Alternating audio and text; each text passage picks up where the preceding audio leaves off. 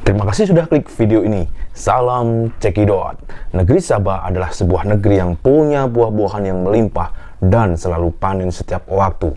Tapi tiba-tiba pada suatu hari ada sebuah bencana yang melanda di negeri tersebut. Karena bencana itu mengakibatkan semuanya menjadi hancur. Sialnya lagi, setelah ditimpa bencana, tanah di negeri itu menjadi rusak dan tidak bisa lagi ditanami buah-buahan seperti biasanya. Tanahnya hanya bisa ditanami 2 jenis pohon saja, yang sebenarnya kedua jenis pohon tersebut hanya memberikan sedikit manfaat untuk manusia. Ini menjadi menarik untuk kita bahas karena kisah dari negeri satu ini nukil di dalam Al-Quran. Bahkan saking penting dan syarat akan hikmah, nama dari kerajaan ini dijadikan sebagai nama di salah satu surat di Al-Quran. Untuk itu, kali ini kita akan membahas tentang azab kerajaan Sabah. Assalamualaikum warahmatullahi wabarakatuh. Penamaan nama Sabah diambil dari nama seorang raja pertama yang berkuasa di kerajaan itu. Raja ini bernama Sabah bin Yazid bin Yarib bin Qoddan. Diriwayatkan dari Farwah bin Muzaik al-Muradi berkata, setelah diturunkan surat Sabah, ada seorang yang bertanya kepada Rasulullah SAW. Dia bertanya, "Ya Rasulullah, apa itu Sabah? Apakah itu nama sebuah tempat ataukah nama seorang wanita?" Kemudian Rasulullah SAW bersabda, "Sabah bukanlah nama sebuah tempat dan bukan juga nama seorang wanita, tetapi dia adalah nama seorang laki-laki yang memiliki 10 orang anak. 4 orang anaknya pergi ke arah Yaman dan sedangkan 6 orang lagi yang lain pergi menuju Syam. Adapun yang ke arah Yaman adalah Lahem, Yudas, Yusam, Hasan, dan Amilah, sedangkan yang menuju Syam adalah Al-Asdu, Al-Asari." Atau ada sebuah riwayat ahli sejarah mengatakan sebelum Balqis bertemu dengan Nabi Sulaiman, Balqis dan rakyatnya menyembah matahari sebagai Tuhannya. Maka setelah Balqis bertemu Nabi Sulaiman, dia mengikuti syariat Nabi Sulaiman dan beriman kepada Allah Subhanahu wa Ta'ala. Nah, setelah Balqis beriman dan tak lagi menjadi seorang penyembah matahari, banyak kala itu dari rakyatnya ikut pula beriman. Mereka mulai meninggalkan matahari sebagai sembahan dan hanya menyembah Allah sebagai Rob semesta alam. "Ya Robku, sesungguhnya aku telah berbuat zalim terhadap diriku dan aku berserah diri kepada Allah Rob semesta alam." Al-Quran Surat An-Naml ayat ke-44.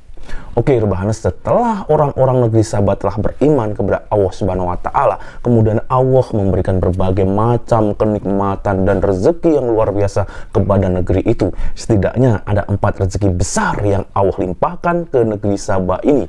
Yang pertama adalah negeri Sabah memiliki udara yang sangat bersih dibanding udara-udara di tempat lainnya.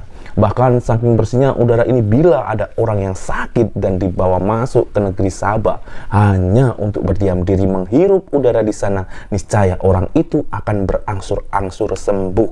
Karena udara di negeri Sabah itu tak hanya bersih, tapi dapat menyembuhkan berbagai penyakit dan karena tingkat kebersihannya di atas rata-rata. Bila ada seseorang yang memiliki penyakit yang disebabkan oleh hewan seperti kutu atau penyakit kulit lainnya, kutu-kutu tersebut akan mati dan badan dari penderitanya akan menjadi bersih dari kekurangan hewan itu. Yang kedua, tentunya karena memiliki udara yang bersih di negeri Sabah tidak ada yang namanya hewan-hewan seperti tikus, kalajengking, rayap, nyamuk, kutu, dan lain-lain. Dan bahkan bila hewan-hewan serangga itu tak sengaja masuk ke negeri Sabah, maka mereka akan langsung mati. Yang ketiga adalah Allah Subhanahu wa Ta'ala memberikan rezeki berupa harta yang melimpah. Jadi masyarakat di negeri Sabah itu tidak ada yang miskin.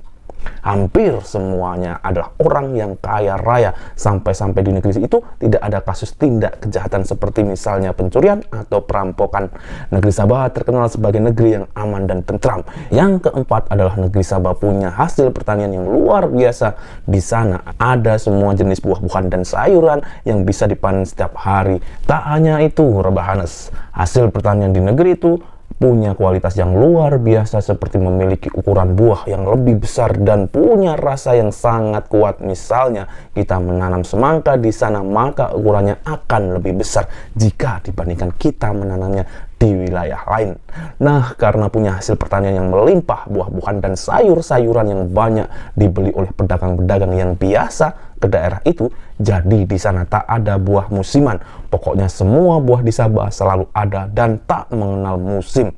Rebahanes dan bagus, sing bagus lan ayu-ayu sehat selalu. Sebelum Ratu Balqis bertauhid atau menyembah hanya kepada satu Tuhan, dan juga ketika mereka semuanya mulai bertauhid, mereka dilimpahkan harta yang begitu banyak. Namun perlahan-lahan mereka menjadi terlena dan lupa bahwasannya semuanya kenikmatan itu datangnya dari Allah Subhanahu wa Ta'ala. Perlahan-lahan orang-orang dari kaum Sabah mulai kembali ke agama nenek moyangnya. Mereka mulai menyembah matahari dan bintang lagi. Tapi Allah tidak langsung menurunkan azab untuk memberi pelajaran kepada kaum itu. Di negeri itulah Allah Subhanahu wa Ta'ala telah mengutus sebanyak 13 nabi. Akan tetapi semua dari nabi-nabi itu didustakan oleh kaum Sabah. Mereka tidak mau kembali kepada tauhid, dan dari sinilah Allah Subhanahu wa Ta'ala mulai murka kepada mereka, lalu menurunkan azab kepada kaum Sabah tersebut. Tetapi mereka berpaling, maka kami kirim kepada mereka banjir yang besar, dan kami ganti kedua kebun mereka dengan dua kebun yang ditumbuhi pohon-pohon yang berbuah pahit, pohon ATCL dan sedikit pohon sidir. Al-Quran Surat Sabah ayat ke-16. Ada dua versi tentang sebab hancurnya bendungan itu. Yang pertama, riwayat yang disebutkan oleh Ibnu Ansyur, bendungan itu jebol karena terjadi perang saudara di antara kaum Sabah, sehingga mereka tidak sempat memperbaiki kerusakan yang terjadi di bendungan itu. Dan ada kemungkinan lain yang diriwayatkan Ibnu Ansyur, yaitu karena adanya musuh-musuh dari kaum Sabah yang iri karena melihat kemakmuran kaum Sabah, atau maka mereka sengaja merusak bendungan tersebut. Penyebab yang kedua adalah hampir seluruh buku-buku tafsir disebutkan bahwasanya sebab dari kehancuran bendungan adalah tikus-tikus yang punya ukuran tubuh yang lebih besar daripada tikus kebanyakan biasanya. Diriwayatkan tikus ini memiliki ukuran tubuh hampir sebesar kucing. Allah Subhanahu wa Ta'ala utus tikus-tikus tersebut untuk menggerogoti bendungan itu sampai berlubang, karena bendungan pada zaman dahulu bukanlah terbuat dari semen seperti yang sekarang ini, melainkan bendungan itu dibuat dari bahan kayu. Makanya dengan mudah tikus-tikus itu menggerogoti sampai bendungan itu berlubang. Tapi yang jelas adalah Allah Subhanahu wa Ta'ala yang menghancurkan bendungan tersebut. Sebagaimana disebutkan dalam ayat Al-Quran tadi, Rebahanes dan bagus, sing bagus lan ayu-ayu sehat selalu. Kehancuran bendungan itu diperkirakan terjadi sekitar tahun 542 Masehi. Ketika bendungan itu jebol, air yang ditampung di sana tumpah ke segala arah dan merusak apapun yang dilaluinya. Akhirnya seluruh negeri Sabah porak-poranda akibat jebolnya bendungan Ma'arif. Termasuk juga kebun-kebun mereka pun ikut hancur. Atas kejadian itu Allah Subhanahu wa Ta'ala betul-betul menurunkan azabnya kepada kaum yang keras kepala dan berbuat kemusyrikan.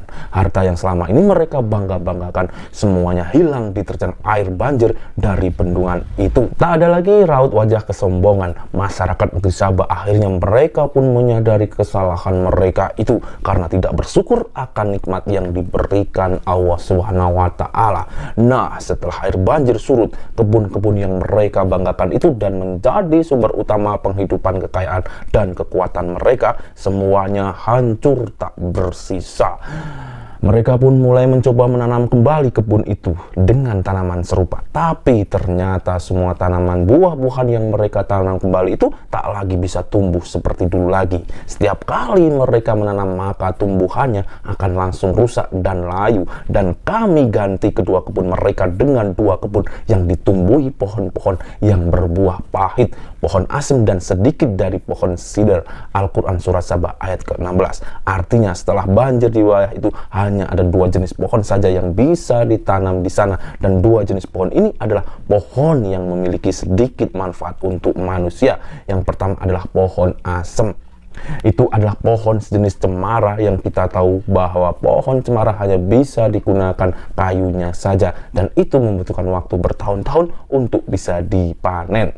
Terus yang kedua adalah pohon cedar. Itu adalah pohon bidara dari buah. Pohon bidara ini memiliki rasa yang sangat pahit sehingga memiliki fungsi yang sedikit juga seperti pohon cemara tadi. Allah Subhanahu wa Ta'ala gantikan semua pohon yang tadinya dipenuhi dengan buah-buahan diganti dengan kedua jenis pohon yang sedikit manfaatnya itu, dikarenakan kekufuran dari kaum ini. Dalam keadaan seperti itu, kaum Sabah tidak bisa bertahan sehingga hancurlah kerajaan Sabah pada saat itu. Para sejarawan memperkirakan kehancuran negeri Sabah terjadi pada tahun 550 sebelum Masehi. Karena runtuhnya kerajaan Sabah, banyak ya waktu itu orang-orang terpaksa harus mencari tempat tinggal baru. Mereka pun hijrah ke berbagai tempat. 6 kabilah hijrah ke Yaman dan 4 kabilah lainnya hijrah ke Syam. Ini semua diakibatkan karena ulah mereka sendiri, tidak bersyukur kepada Allah Subhanahu wa Ta'ala dan malahan menyembah selain kepadanya. Demikian kami berikan balasan kepada mereka karena kekafiran mereka, dan kami tidak menjatuhkan azab yang demikian itu melainkan hanya kepada orang-orang yang sangat kafir. Al-Quran Surat Sabah ayat ke-17. Sungguh mengerikan kisah tentang kehancuran negeri Sabah ini. Mereka semua kufur akan nikmat yang diberikan Allah Subhanahu wa Ta'ala hingga turun azab kepada kaum itu.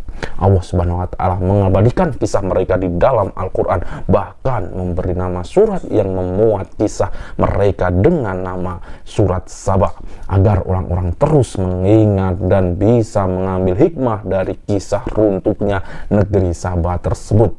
Sesungguhnya pada yang demikian itu benar-benar terdapat tanda-tanda kekuasaan Allah bagi setiap orang yang sabar lagi bersyukur. Al-Quran Surat Sabah ayat ke-19.